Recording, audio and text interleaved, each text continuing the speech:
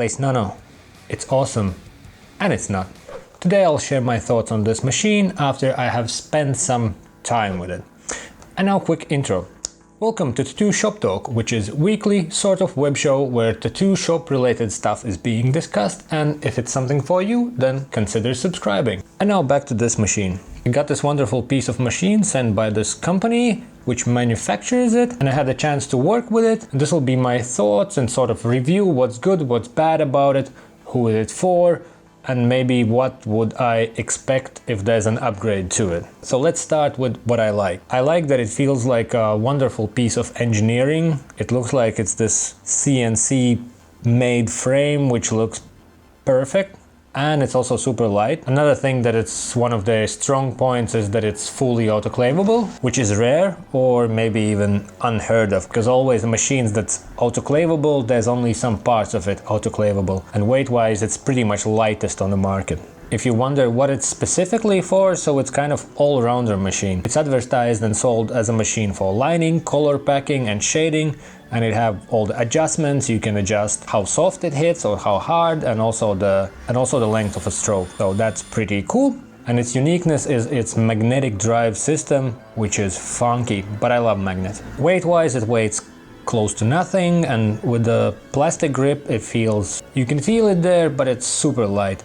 It still vibrates, because I guess if machine is hitting on its own frame, you will feel the vibration, but it's not too bad to handle, and yeah, it's pretty comfortable. So it balances like this with an empty plastic grip. Throw in a bit more heavier grip, and it feels like it's nothing on that end. If you want to sort of see where it balances, it's that kind of stuff. So you don't feel it as a weight, you feel it only as a vibration. I have tried it for lining. I have tried it with a 3, 4, 5 and 7 liners, and it had no problems to do that. And I tried to shade and color with 11 and 13 magnums. It had also absolutely no issues with that. As for 9 or 11 liners, it also did a pretty good job. So for lining, for shading, for everything, it sort of works, and I'm not really doing much of super soft shading kind of things, but I suspect if machine have options to adjust all the softness and make it really soft, fiddle around with stroke, it shouldn't be an issue. If you get this machine as a kit, it comes with a box, it comes with a power supply, it comes with a cable, which is sort of audio cable, which is almost enough, almost, because it doesn't come with a pedal and it doesn't work without one. And now on this note, let's slide into that what I didn't really like about the machine. So first thing, as I mentioned, you buy a kit, you expect it to be a kit that you can work with straight away, but it's missing a pedal. So maybe instead of fancy box, it could come in a cardboard box but have a pedal. But it's not a big deal, because probably you have pedal, but still, you know, misleading. Another misleading thing is, like, if you read on their webpage, it says it's not recommended to work with cartridges. So by that I would understand that you can, but it's just not recommended. But it couldn't really pull a cartridge, and I reached out to them and I asked what's the thing with cartridges, and they replied that there are people who work with cartridges, with low resistant cartridges like Quadron. I tried Quadron's liner and it didn't work, so again, maybe it's some sort of super soft shading stuff that it works with, but this particular model is not really what you would expect from machine that can do cartridge needles. The big deal about this one is often, or at least the loudest thing, that people say that it's a ripoff of certain gentleman's machine. And I asked them that as well, and they forwarded me to a blog post, which is their kind of official reply to all that story. I don't want to get into that drama too much, but there are people who love that stuff, so there's a blog post on their webpage and you can read it, and it's pretty much straightforward. It's their patent, and whoever it's sort of taken off, it's not patented, so whatever the situation was, if you miss important legal points, it's too bad, but this is how things work in a modern world, I guess. Obviously, I love all that. By tattooists for tattooists, but reality is not always that. They have addressed it, and they have blog post about it. Also asked why it only works with their own power supply, which in my opinion is a downside.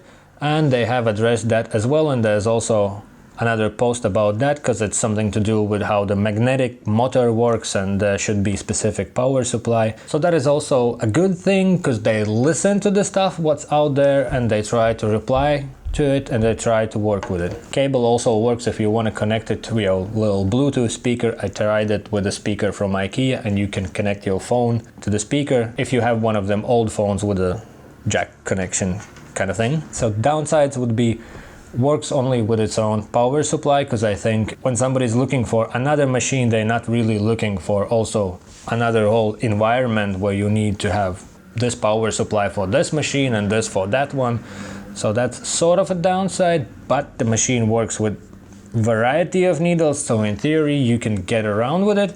You can change liners, shaders, adjust it on the go. In that situation things can get messy because you have to change tubes, you have to change needles, but the machine is fully autoclavable. So again, in theory you can throw it in an autoclave after every session and that should do the thing. But in a real world situation I don't think that's really an option, but in theory it's there. Then the whole cartridge needle situation, like if it doesn't work then it doesn't. If it's not recommended but it doesn't, then I think it should say that it's not. If it works in some specific situations with some super low resistance cartridges, then it's a different story. But I don't dig cartridges without membrane, which again shouldn't be an issue if this is fully autoclavable, but that's a bit annoying.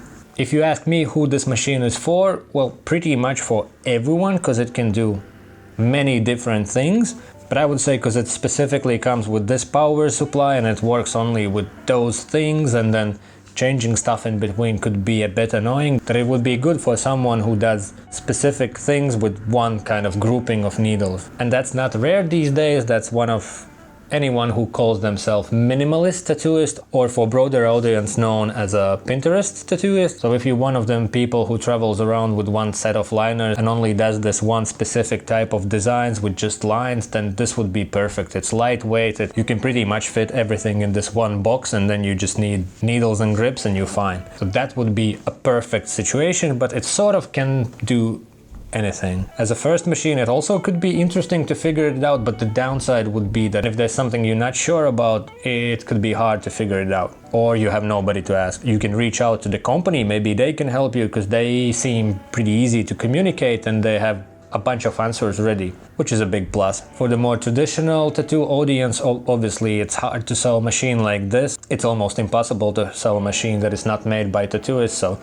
I don't think it's a market there, because this is very futuristic kind of stuff. And my final thoughts about this machine is I think it's awesome. I love it. It's done good. It looks like it's well engineered and well manufactured, which is a good thing if you like things standardized. Also in the future, if one of those things come to reality where things get standardized and there's people fearing about all sorts of ink situations, in some countries it might be pretty much reality that some institutions will say we need standardized stuff, we need manufactured stuff, and we need stuff done by the book sort of a thing, then these machines that are mass manufactured will be the ones that will be taken serious because they have standardized process and all paperwork done, and the guy who does machines might have trouble, which is sort of sad. But remember, there was times when people wanted weed to be legalized because then all the hippies can grow it, and when it got legalized, what happened to the hippies and who grows the weed?